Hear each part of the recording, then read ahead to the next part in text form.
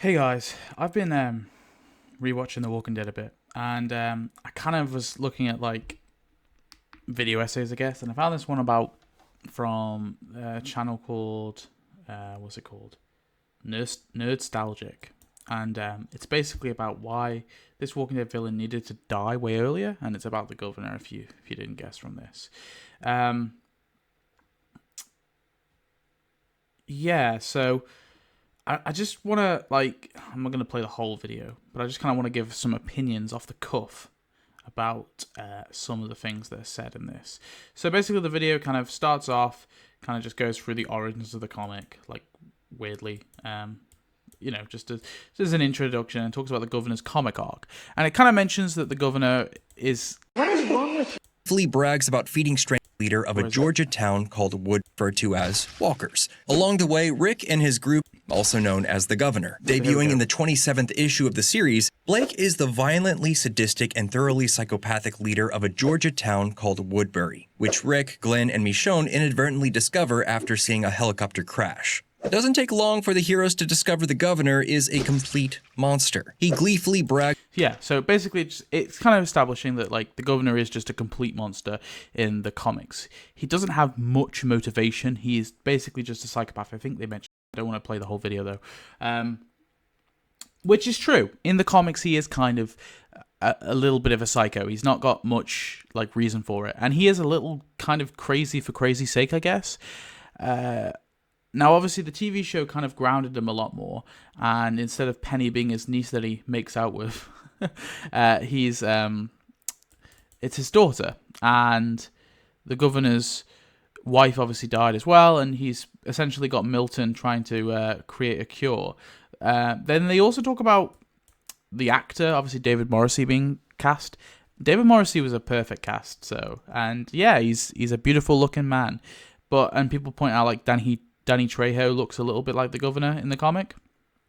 But I think the governor being like an attractive guy, a Jim Jones type, as Michonne says, I think that makes sense. Do you know what I mean? Like to control like a small, rural, good old American town, you need like a good old governor. And I think that's why I think I prefer the visual of the governor in the TV show as well.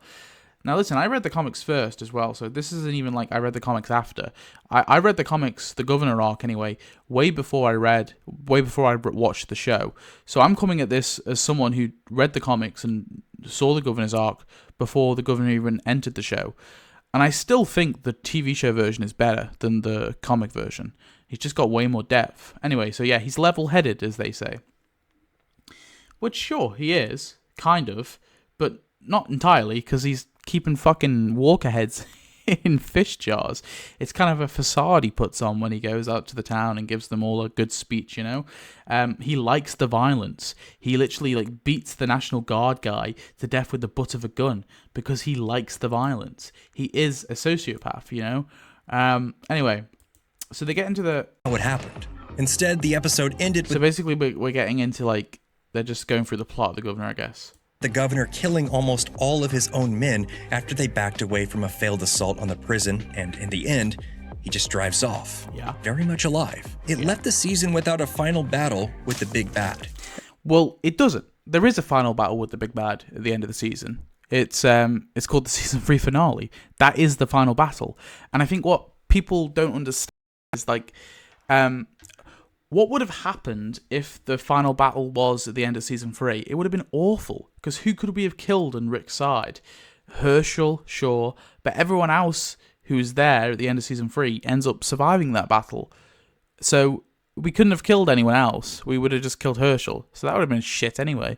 And if we killed any more characters in Rick's group, then we wouldn't have, some of these great characters who get developed later on in the series, right? So... yeah, of course the big battle wasn't there. But also, this is important for both the Governor's arc and Rick's arc. So Rick's arc in Season 3 is about him going too far, being too violent, being too distant, and being, being the Rick-tator, right? And the end of Season 3, he sort of steps away from being leader. He allows the group to vote from now on. that we're going to vote. He steps away from being the leader, but also he begins trusting people and actually helping other people instead of just being skeptical and sort of not trusting any sort of survivors they come across. He ends up bringing all the people from Woodbury into the prison, right? And that's his arc, because he saw that his violence and his recklessness has now sort of been passed on to Carl, who just guns a kid down in the woods, right? Rick hears that and he's like, well, fuck, that's awful. That's why Rick does what he does. And that's Rick's arc in the finale. The governor's arc in the finale is kind of similar in a sense. It's also to do with leadership, is that he is this charismatic guy who can say anything and his people would cheer at the start of season 3. By the end of season 3, they all turn on him. They don't trust him. They don't want to go to battle. They don't listen to his commands. They all flee. They all run away. And he fucking snaps. Of course he snaps. Because that's like the last semblance of his humanity was kind of his leadership, and being the person who can keep these people safe. And so when they all turn on him and they don't listen to him, the man's got an ego the size of, a missing eye. No, the man's got an ego the size of a fish tank. All right? He shoots them all dead. And then he's on his own for a bit. And while in the abstract that's fine, what they gave the audience instead was anticlimactic. And sure, a little bit anticlimactic at the end of season 3. I agree to some degree that it's a little anticlimactic, but I don't think that's necessarily a bad thing. I think what leads off from it is what kind of makes up for it, if you know what I mean. Here we are. The following season found a traumatized governor separating from the last of his Woodbury allies and burning the town to the ground. After wandering around in a suicidal haze, he eventually finds himself a new family, complete with a new daughter who is not unlike Penny. Awesome. Great little bringing him back a bit, keeping it in line with the themes of season 4. So the themes of season 4 are this idea of being too far gone, and being able to come back from the things you do, right? And the governor's episodes, he has 2 episodes, are in line with that theme. He sort of is able to come back from the things he's done, and he starts to be humanized somewhat through, obviously, Megan. And he kind of begins to sort of see her almost like his daughter, right? And that brings him back. Even Martinez notes that. And then in the second episode, experience resets him to something vaguely resembling the decent man he once was. Yeah. But when his new family finds themselves stuck in a community run by people he perceives to be incompetent, Blake's new lease on life turns out to be short-lived. He takes charge of the situation and becomes the... So it's not that his new lease on life is short-lived entirely. It's that a little bit of the governor comes through, right? Because at the end of the day, people are incompetent. Martinez essentially says, oh, it doesn't really matter. The governor says, do you think you can keep this place safe? And he says, well, I'm going to try, try my best. He's not giving it his 100%. He's getting pissed and he's playing golf on an RV when they're talking. And the governor is very hell-bent on keeping his family alive because obviously he feels like he was a failure to his wife and his daughter, his original wife and daughter, who ended up dying, right? Because he wasn't the man he was back then. Right? That's why his daughter was bitten. That's what turned him into the monster he is, right? Because he feels he was a failure. He wasn't there. He wasn't there to protect them. So he feels like he has to let a little bit of the governor out because that's what's going to keep his family safe. So that's why he kills Martinez, and then he kills Pete because they're both incompetent, and he takes over. And this line just pisses me off. Second origin story that just becomes the governor all over again. It was a weirdly forced second origin story that just served to make him feel less like a real person and more like a comic book villain. If you want. So I don't even understand this line. What do you mean it makes him, like, it isn't a confused second origin story. They fucking explain it. It's in 2 episodes, and I don't think it makes him seem more like a comic book character. Not at all. Like it's completely grounded, and we get to see the reason why he even wants the prison. If he just showed up and was like, "I wanted to kill everyone in the prison for revenge," that would make him seem like a comic book character. He has a reason for the prison. It's not just revenge. He wants that prison for his family, his new family, to keep them safe because he knows that's got walls. He knows it's established. He knows that they can plant crops.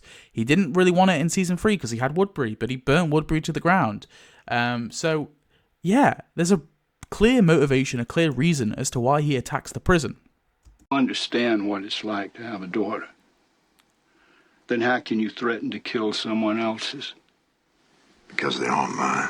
It all leads to his final That's a great line, by the way. moments in the season 4 episode Too Far Gone, when the governor, ostensibly in search of a safe place to take his family, finally storms the prison in a tank, like he did in the comics. But in the TV show, it's too little too late. And It's not too little too late, though, right? It makes more sense. Like, I don't know.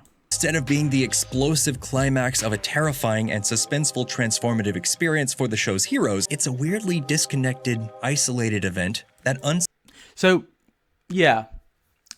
Is it weirdly isolated event? I guess for the characters it is, kind of for like Rick and co, but not because they knew the governor was still out there. They were looking for, like, Michonne was looking for him, Daryl was looking for him, but he gave up. Michonne was still sort of hell-bent on looking for him. So it wasn't like it was completely isolated. They knew that he was out there and still alive. It's not like they thought he was dead or some shit, right? And him just showing up works, because if we had a few little skirmishes here and there, it would have just dragged it out even more.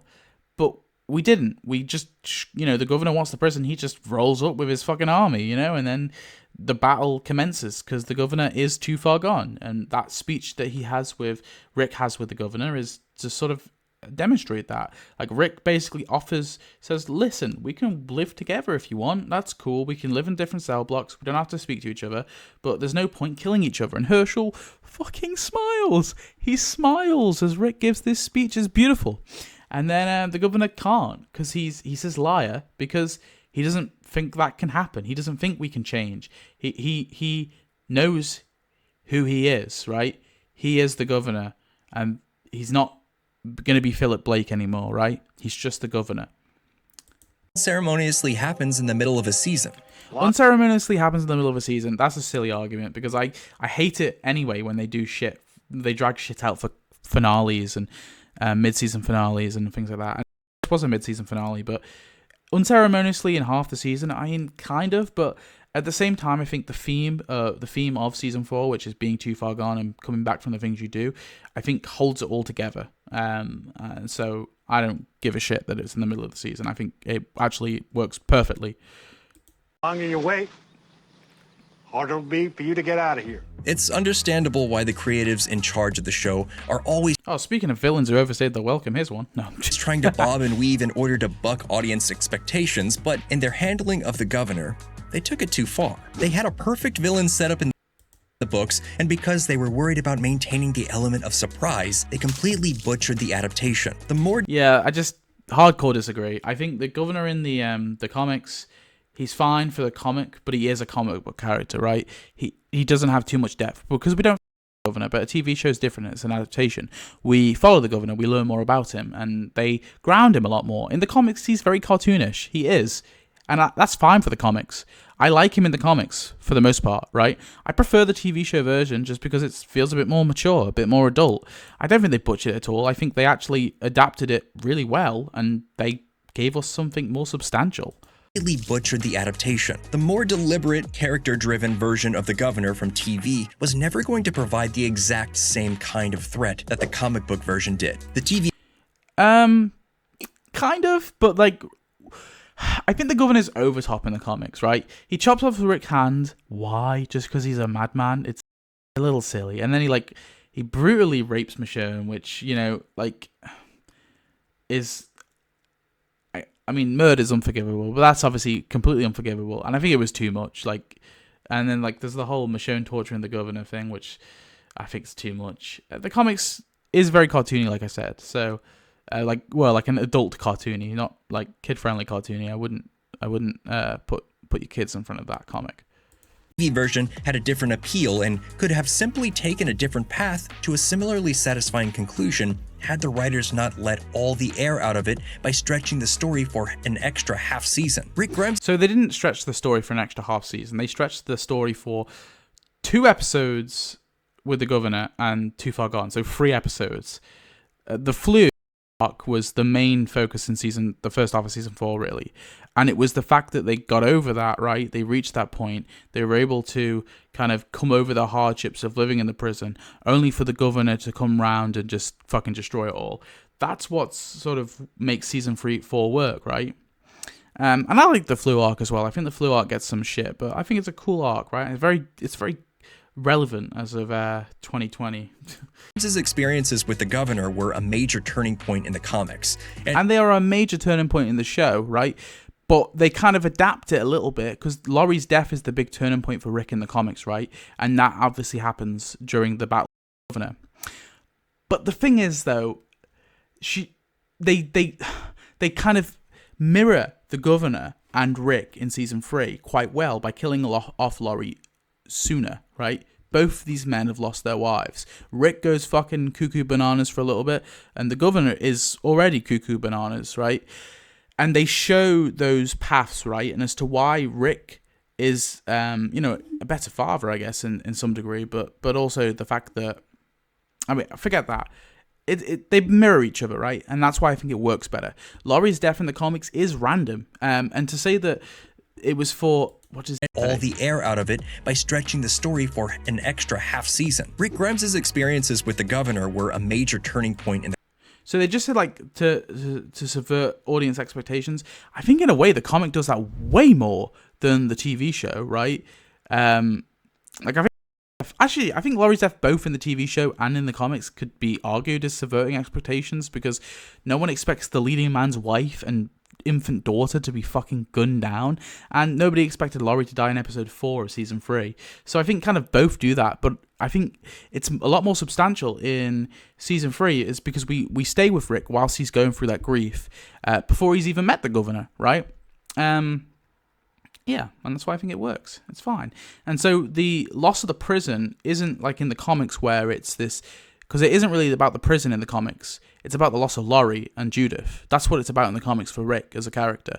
In the TV show, it's about the loss of their home, right? And the fact that they're all splintered off and they've lost everyone else, right? They're all split up. That's kind of what the aftermath of the prison is about. And also the fact that they think Judith is dead. Obviously, that's part of it too. Yeah. The comics, and could have been on TV as well, but succumbing to the temptation to keep him around kept the TV version from finishing with anything close to the same impact. The Totally disagree. governor's storyline, which should have ended... Listen, motherfucker. Too Far Gone is the best episode in The Walking Dead, by far. Maybe not by... No Way Out is a close second. Day Will Come When You Won't Be is a close third, okay? And No Sanctuary is a close fourth, right? It's the best episode, Too Far Gone. It's so good. It's chef kiss. Like a walker. And if there's one thing The Walking Dead teaches us, it's that walkers need to be put down. So, what do you think? Yeah, that's a stupid last liner. This video pisses me off. I'm sorry. Okay, I tried to be civil. I'm being civil as I can. I don't dislike this person or this channel. I just think this. Get your guns. If that's the interpretation you got, I think that's fine. If that's what you feel the governor was too stretched, was needed to die earlier, fine. But I guarantee you, if the governor died at the end of season 3, in a big battle where just Herschel died, I guess, it would have been a lot more of a cliffhanger. Not cliffhanger. A lot more of an unsatisfying ending than Too Far Gone, because Too Far Gone is amazing. I like the two governor episodes. I don't think they're crazy good, but I think they were needed. They were necessary to make Too Far Gone more impactful and to explain the governor and where he's been and all that, and his kind of thought process as to why he's taken the prison, and to show his humanity gone. I mean, that episode's brilliant. I'm tired. I'm sorry if I was rambling.